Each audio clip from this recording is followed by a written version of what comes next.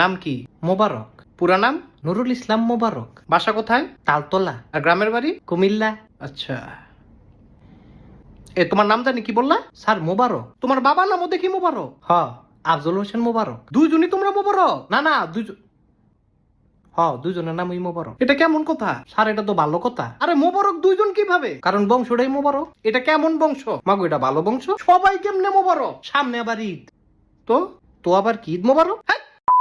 এই কোম্পানি সম্পর্কে কি কি জানো? এই কোম্পানিটা ভালো। আর খুব ভালো? অন্য কিছু বলো। স্যার আপনিও ভালো। ভালো ছাড়া কি অন্য কিছু জানো না? যেটা জানি সেইটা আবার ভালো না। তুমি কি আসলেই এমন? স্যার।